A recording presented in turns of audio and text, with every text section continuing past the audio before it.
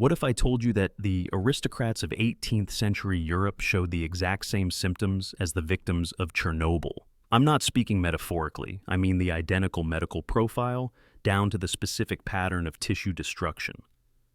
This isn't a coincidence. This is evidence. When the Chernobyl reactor exploded in 1986, the world witnessed something that had supposedly never happened before. Firefighters and plant workers exposed to extreme radiation began losing their hair within days. Their skin developed strange lesions and burns, their teeth fell out, their gums rotted, bone tissue started to disintegrate from the inside. The thyroid glands of those exposed swelled grotesquely, and many required surgery that left permanent scars across their necks. These are the textbook symptoms of acute radiation syndrome, a condition modern medicine understands very well. Now, let's travel back in time, not to the distant past of ancient Rome or Egypt, but to the recent history of the 17th and 18th centuries. The era we're told was the height of European civilization, the age of enlightenment, of powdered wigs in elaborate fashion. Look closely at the portraits from this period, not as works of art, but as medical evidence. What do you see? Universal baldness. Not a single painting shows a person with natural hair. Men, women, children of a certain age, all wear wigs. We're told this was fashion, a quirky trend of the aristocracy. But engage your critical thinking for just a moment. These were the richest people on earth. They had access to the finest fabrics, the most skilled tailors, the best of everything. And you're supposed to believe they chose to wear hot, heavy, uncomfortable masses of horsehair and human hair on their heads? In the summer, during formal ceremonies that lasted hours? The official explanation is even more absurd. Historians claim people shaved their heads to combat lice. But think about this logically. A wig made of organic material, soaked in pomade and powder, creating a warm, moist environment, is the perfect breeding ground for any parasite. If hygiene were truly the concern, they would have simply kept their heads shaved or maintained short hair that could be easily cleaned. Instead, they replaced their natural hair with something infinitely more difficult to maintain. Why? Because they had no natural hair left to maintain. This wasn't a fashion choice. This was a prosthetic. The wig served the same function as a wooden leg or a glass eye. It was there to hide a deficiency, to camouflage a physical deformity that had suddenly struck an entire social class. And hair loss was just the beginning. Let's continue down the list. The skin of 18th century aristocrats was famously covered in thick layers of white lead makeup. Men and women alike applied this toxic paste in amounts that would seem insane today. We're told they wanted to achieve a fashionable pale complexion. But healthy skin doesn't need to be hidden under a centimeter of poisonous metal. This wasn't makeup. This was a mask. What were they hiding underneath? Historical records describe persistent ulcers, strange pigmentation, and lesions that wouldn't heal, the kind of damage that looks suspiciously like radiation burns. They covered this devastation with lead and arsenic, knowing full well these substances were toxic, because showing their real skin was simply not an option. The fear of revealing what they actually looked like was greater than the fear of slow poisoning. Now, the teeth, or rather, the complete absence of them. George Washington, the first president of the United States, is perhaps the most famous example. By his 40s, he had almost no natural teeth left and required elaborate dentures. We're told this was because of excessive sugar consumption, but sugar was rare and expensive in those days. Even if the elite ate it constantly, sugar doesn't cause the kind of total jaw necrosis we see described in medical records from this period. Teeth don't just decay. The bone socket itself dissolves. Gums turn black and rot away. This is radium necrosis, the exact same condition seen in the radium girls of the 1920s, who painted watch dials with radioactive paint. That's why fans were such an essential accessory. Not for flirting, not for cooling off, but to wave away the stench of decay emanating from your conversation partner's mouth. The smell of rotting tissue was everywhere in aristocratic society. And then there's the neck. Pay attention to the fashion of the era. High collars, elaborate cravats, thick neckerchiefs that cover everything from the chin to the collarbone. The thyroid gland, located in the throat, is the first organ to absorb radioactive iodine. It swells, becomes diseased, requires surgical removal. The scars from these operations had to be hidden at all costs. That's why the clothing of the period systematically concealed the neck. Gloves were never removed, even indoors, because they hid damaged nails and lesions on the hands. Let's line up the evidence. Hair loss, skin lesions, dental necrosis, thyroid problems, organ failure. This is not a fashion trend. This is a medical syndrome, and it matches point by point with radiation exposure. But here's where it gets truly disturbing. If you accept that these symptoms are real, if you accept that an entire social class was suffering from what appears to be radiation sickness, then you must ask the obvious question. Where did the radiation come from? In the 18th century, there were no nuclear reactors, no atomic bombs, no industrial accidents. So, what poisoned them? The answer might be right under your feet, literally. Go outside right now. Walk through the historic center of any old city. Moscow, London, Paris, Prague, Rome, it doesn't matter. Look at the old buildings. Look carefully at the ground floor windows. Do you see it? Half of them are underground. The windows that should be at street level are now basement windows, buried beneath meters of soil. We're told this is the cultural layer. Official science wants you to believe that over 200 or 300 years, people simply threw so much garbage into the streets that the ground level rose by 3 or 4 meters. They expect you to accept that aristocrats in silk stockings and white wigs waded through accumulating filth for generations, never bothering to clean it up, just building new roads on top of the garbage until the first floors of their mansions became basements. Does that sound logical to you? Do you really think the same people who were obsessed with appearances, who wore layers of toxic makeup to hide skin imperfections, who wouldn't be seen without an elaborate wig, would tolerate living in a city slowly drowning in its own waste? And even if they were that negligent, dirt doesn't accumulate in a uniform layer across an entire city. It gathers in low spots, in corners, in abandoned areas. Yet everywhere you look, the burial is consistent, precise, as if some massive force deposited meters of material all at once.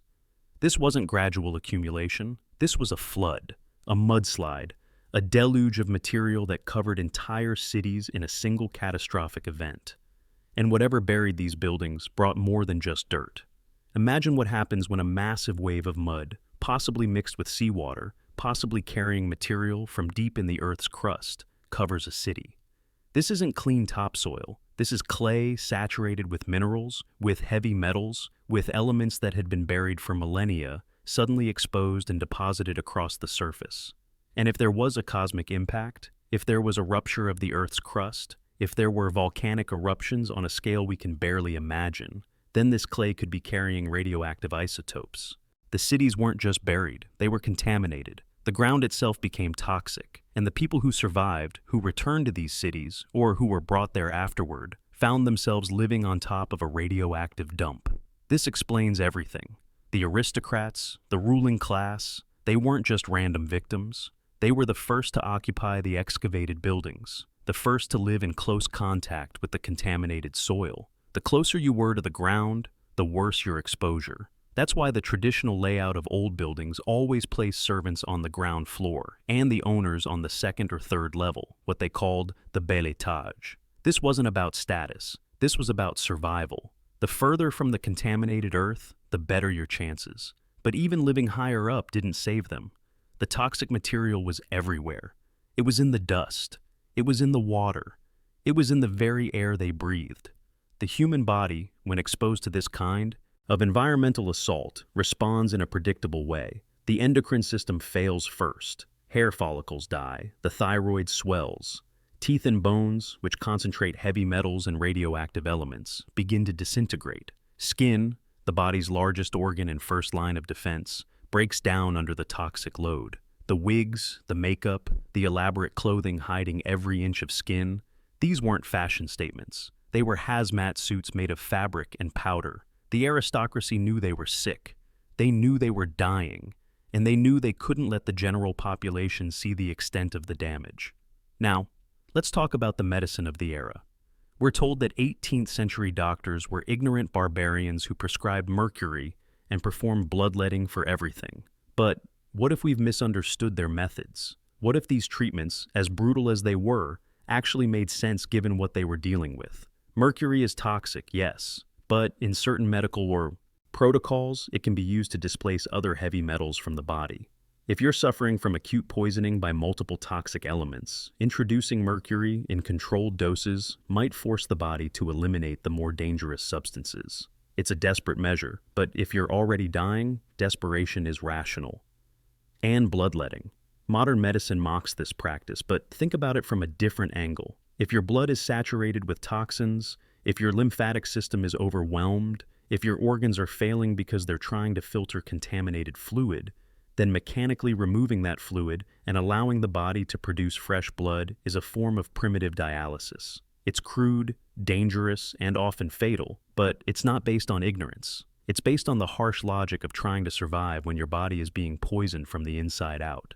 These doctors weren't stupid. They were dealing with an environmental catastrophe they couldn't fully explain, using the only tools they had available. And the fact that these treatments were applied so universally across different countries and medical schools suggests they were following observed patterns. They saw what worked, even marginally, and they repeated it.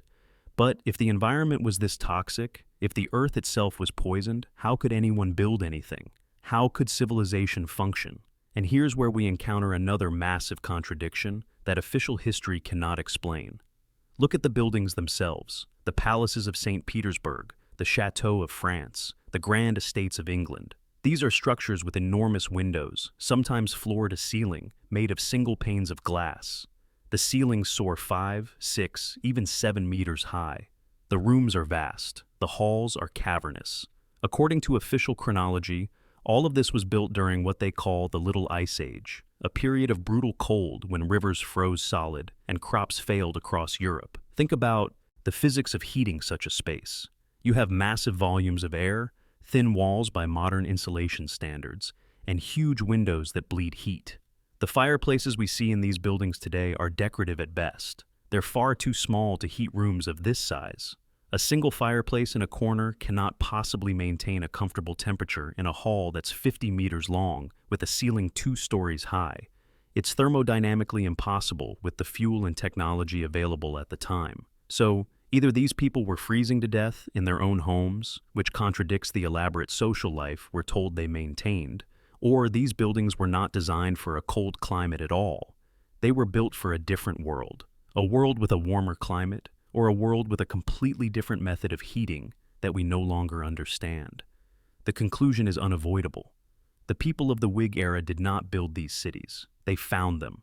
They occupied structures designed and constructed by someone else, for a different purpose, in a different time. The grand palaces, the geometric fortresses, the cathedrals with perfect acoustics and impossible stone cutting, these are not the work of people who were slowly dying from radiation poisoning and treating themselves with mercury. These are the remnants of a previous civilization. The aristocrats were squatters, refugees in their own world. They moved into buildings they didn't understand, trying to adapt them to their reduced circumstances. They bricked up large windows to make them smaller and more manageable. They installed crude fireplaces in rooms that once had a different heating system. They covered advanced metallurgical work with paint and plaster because they couldn't replicate it. And they called this process founding cities, when in reality it was just an inventory of ruins. The paintings of the ruin artists, those mysterious canvases showing majestic structures overgrown with vegetation, right?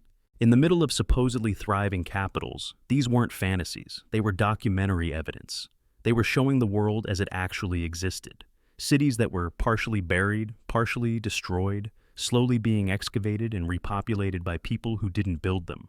Now we arrive at the most disturbing question of all. If the previous population was largely wiped out, if the survivors were sick and dying, their reproductive systems damaged by radiation, where did all the people come from? Because by the 19th century, cities were full again. The population was exploding. If you look at demographic charts, the growth curve in the 1800s doesn't gradually increase. It shoots upward almost vertically. This is not natural population growth. This is repopulation. And right at this moment in history, a new type of institution appears all over the world, the foundling home. These massive complexes, larger than palaces, designed to hold thousands of infants. The Moscow foundling home alone had a facade hundreds of meters long. It could house tens of thousands of children. Why would a society build such enormous orphanages? Where were all these children coming from? Official history gives vague answers about poverty and illegitimate births, but the numbers don't work. Millions of babies pass through these institutions across Europe, Russia, and America. Millions. In a deeply religious, patriarchal society where having a child out of wedlock was social suicide, we're supposed to believe that many women voluntarily gave up their infants? And not just one or two, but enough to fill city-sized complexes? There are records describing children arriving in convoys by the thousands, without names, without documents, simply numbered like products. Where were they coming from? Some researchers believe these were children taken from conquered populations, from people who remembered the old world and had to be separated from their history. But there's an even more disturbing possibility. What if these weren't natural births at all? What if the foundling homes weren't just shelters, but distribution centers for artificially produced humans? The previous civilization, the one that built the impossible structures, clearly had technologies far beyond what we're told existed in the 1700s. If they could cut stone with laser precision, if they could build global networks of star fortresses with perfect geometry, if they could create structures that we still cannot replicate today, why couldn't they have mastered biological engineering?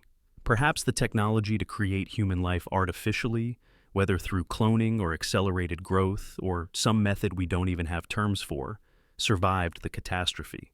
Perhaps the new rulers, whoever they were, used this technology to rapidly repopulate the empty cities.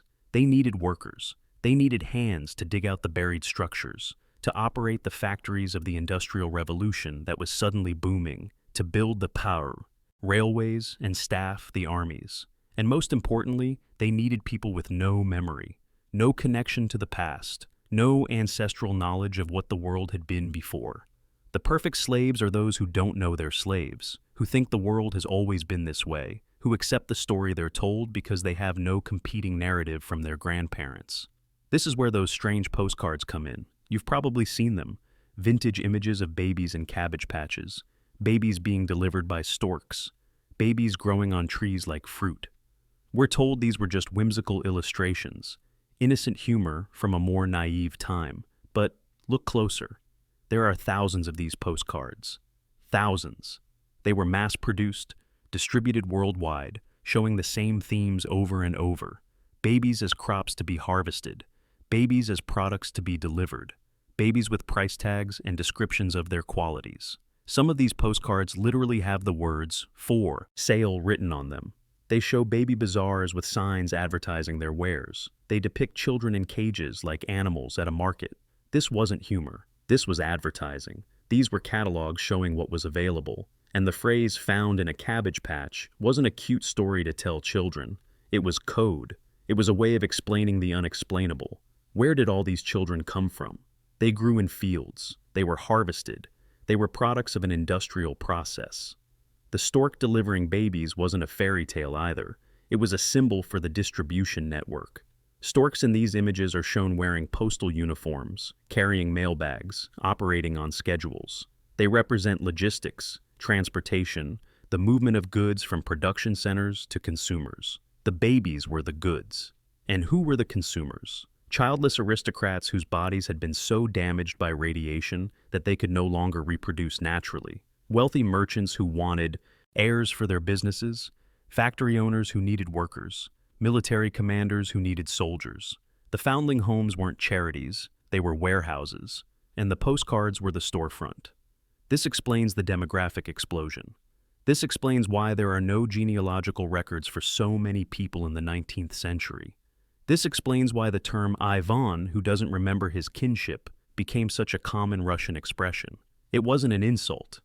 It was a description of an entire generation of people who literally had no kinship to remember because they hadn't been born in the traditional way. They were manufactured, distributed, and given fabricated identities. Now, if you're willing to accept that the environment was poisoned, that the aristocracy was dying, that the cities were found rather than built, and that the population was artificially restored, then you have to ask the next logical question. Who was running this operation? Who had the power to coordinate such a massive global program? And why did they do it? The answer requires us to rethink the entire power structure of the 18th and 19th centuries. The aristocrats and wigs, the ones with no hair and no teeth, rotting from the inside out, they weren't the top of the pyramid. They couldn't be. They were too sick, too damaged, too dependent on the very medical interventions and cosmetic cover-ups that we've been discussing. They were middle management at best, overseers, a administrative class given the ruins of palaces to live in and fancy titles to display, in exchange for their loyalty and their silence. The real power was somewhere else, behind the scenes, and whoever they were, they had access to technologies that officially didn't exist. They could organize the excavation of buried cities on a continental scale. They could coordinate the distribution of millions of children across multiple countries. They could rewrite history, creating an entirely new chronology that conveniently explained away all the impossible structures by pushing them back in time, attributing them to ancient Romans or medieval builders who somehow possessed skills we can't replicate today even with computers and diamond saws. This operation required control over education, over the publishing industry, over the emerging scientific establishment, and we can trace the moment when this control was established. It's right there in the historical record, hiding in plain sight. The period of the so-called Enlightenment wasn't about spreading knowledge. It was about controlling it. The encyclopedia, the standardization of education, the founding of national academies and royal societies, all of this happened simultaneously across Europe. They were creating a single unified narrative and eliminating competing versions of history. One of the most blatant examples of this rewriting is what happened to the periodic table. The original version created by Mendeleev included an element called ether, or Newtonium, the zero element. It was meant to represent the fundamental medium permeating all space, the substance from which energy itself arose. This wasn't mysticism.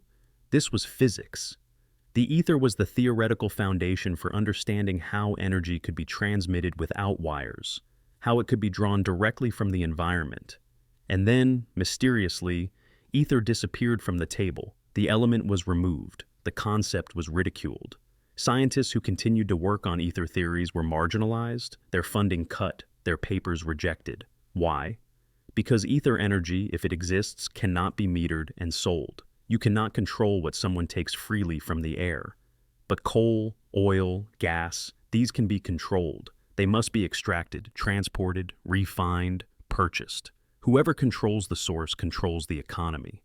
The shift from a potential ether-based energy system to a hydrocarbon-based one wasn't about technological progress. It was about creating dependency. The new order needed humanity locked into a system where energy was scarce, expensive, and required permission to access. The previous civilization, the one that built the cathedrals and the star fortresses, they understood ether. Their buildings weren't just architectural marvels. They were machines, energy collectors and distributors. Look at the design of Gothic cathedrals. The tall spires reaching into the sky, the metal frameworks, the complex geometry of the vaults, the use of specific stones with particular electrical properties. These weren't decoration. These were functional components. The buildings were designed to interact with the Earth's electromagnetic field, to concentrate and direct atmospheric electricity. They were power plants disguised as churches.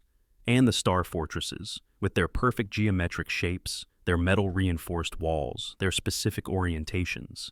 These weren't built to defend against armies. You don't need that level of geometric precision to stop cannonballs, but you do need it if you're building a resonance chamber, a structure designed to interact with frequencies, to amplify certain wavelengths. These were also part of the energy grid. After the catastrophe, after the population died off or was contaminated, the new rulers faced a problem. These buildings still existed. They couldn't destroy them all. They were too massive, too numerous, built too well, so instead, they changed their function. They removed the metal components where possible. They disconnected the network. They declared these technological marvels to be religious buildings or military fortifications, and they wrote a new history explaining their existence in terms that had nothing to do with their actual purpose. The cathedrals became houses of worship for newly created religions designed to keep the population obedient and focused on an afterlife, rather than questioning their current conditions. The fortresses became symbols of past wars that may never have happened, at least not in the way we're told. And the aristocrats, the damaged survivors living in the ruins, they became the priests of this new order, performing rituals they didn't understand, in buildings whose true function had been hidden even from them. This is why the medicine of the era seems so bizarre. They were treating symptoms of radiation and heavy metal poisoning, but they couldn't say that's what it was. The official story couldn't include a recent global catastrophe, so the treatments were justified with elaborate theories about humors and bad blood, theories that sound absurd to us now, but which provided a socially acceptable explanation for practices that were actually addressing real, physical toxicity. This is why the fashion seems so impractical. The wigs and the makeup weren't about beauty or status. They were about hiding mutations, about maintaining the illusion of normalcy when the human body itself had been damaged at a fundamental level. The aristocracy wasn't celebrating their wealth with these displays. They were marking themselves as survivors, as members of the administrative class who had been close enough to the epicenter to be damaged, but loyal enough to be given a place in the new hierarchy. And this is why the population had to be reset. The people who remembered the old world, who had used the free energy, who knew what the buildings were really for, they were too dangerous. They had to be eliminated or allowed to die out from the radiation. And then a new population, one with no memory, no connection, no ancestral knowledge, had to be created and educated with the approved history. The foundling homes were the mechanism. The Industrial Revolution was the distraction. Look at this progress. Look at these machines. Look at how advanced we're becoming. Meanwhile, the real technology, the ether-based systems that didn't require coal or oil or any consumable fuel, was being systematically erased from human knowledge. We live in the aftermath of this operation. Everything we think we know about history, about our origin, about the development of civilization, it's all been filtered through this rewrite. The timeline has been stretched. Events that happened recently have been pushed thousands of years into the past to make them seem safely ancient, beyond questioning. Entire civilizations have been invented to fill the gaps. Ancient Rome, with its impossible aqueducts and concrete that we still can't replicate. Ancient Greece, with its perfect mathematics and philosophy that seems far too advanced for a supposedly primitive culture. These weren't separate civilizations that rose and fell over millennia. They were different names for the same culture, the pre-catastrophe civilization, whose remnants were scattered across the globe, and whose history was chopped up and redistributed across a fabricated timeline to hide the fact that all of this, all the advanced architecture, all the sophisticated engineering, all of it existed recently. Recently enough that the buildings are still standing. Recently enough that the evidence is everywhere, if you know how to look. The buried first floors aren't 2,000 years old. They're 200 years old. The cathedrals weren't built over centuries by primitive workers. They were standing already, possibly damaged by the catastrophe, and then repaired and repurposed by people who didn't understand their original function. The star fortresses weren't built to defend medieval kingdoms. They were part of a global network, possibly built all at once, possibly even prefabricated. And the aristocrats, dying in their wigs and their makeup, they weren't the culmination of centuries of royal bloodlines. They were the first generation of the new order, contaminated by whatever poisoned the earth, given titles and estates in exchange for playing their role in the deception. Their children, raised in the toxic environment, would have been even more damaged, which is why they desperately needed the foundling home system to provide fresh genetic stock. You are living in a manufactured reality. The world you were taught about in school, the neat progression from primitive humans to ancient civilizations, to medieval darkness, to enlightenment and progress, it's fiction. It's a story written by whoever survived the catastrophe and took control afterward. And they wrote it to make sure you would never ask the right questions. But the evidence is still here. You can see it with your own eyes. Walk down any street in an old city and look at the buried windows. Stand in front of a cathedral and ask yourself how men with hammers and chisels created geometry that we need computer-aided design to replicate. Look at a portrait of an 18th century aristocrat and see past the wig and the powder to the sick, poisoned person underneath. And ask yourself the most important question. If they lied about this, what else did they lie about? How much of what you believe is true is actually just the story you were taught by people who wanted you to believe it? The masquerade is still going on. The descendants of those who rewrote history are still in power, still maintaining the illusion, still adding new layers to the deception. But now you've seen behind the curtain. You can't unsee it. The empty cities waiting to be repopulated. The millions of orphans appearing from nowhere, the impossible architecture attributed to primitive people, the poisoned aristocracy hiding their deformities, the free energy technology that was taken from humanity and replaced with a system of control and scarcity. It all connects. It's all one story. The story of a reset. A catastrophe that wiped out most of the population, contaminated the environment, destroyed the infrastructure of a highly advanced civilization, and then allowed a new power structure to emerge from the ruins. A power structure that understood the value of controlling information, of rewriting the past, of creating a population with no memory. You are a descendant of that manufactured population. Your great-great-grandparents might have come from a foundling home, given a name, from a list, told a story about their origins that had no basis in reality. Your family history might go back a few generations before hitting a wall, before finding people who appeared in records with no parents, no clear origin, just a sudden existence in the paperwork of the 19th century. This isn't ancient history. This is your history. This happened to your ancestors. And the proof is everywhere, carved into every city, embedded in every old building, visible in every historical portrait, if you're willing to look at it honestly and ask uncomfortable questions. The world is not what you were told. The past is not what you were taught. And the future is still being written by those who control the narrative. But knowledge is power. And now you know. Now you can look at the world with different eyes. Now you can start asking questions that nobody wants you to ask. The aristocrats tried to hide their disease under wigs and powder, but the truth always finds a way to surface. And the truth is that we live in the shadow of a forgotten catastrophe, in a civilization built on top of ruins, in a system designed to keep us from ever knowing what was stolen from us. The masquerade continues, but you're no longer part of the audience. You're awake. And once you're awake, everything looks different. The question is, what are you going to do with this knowledge?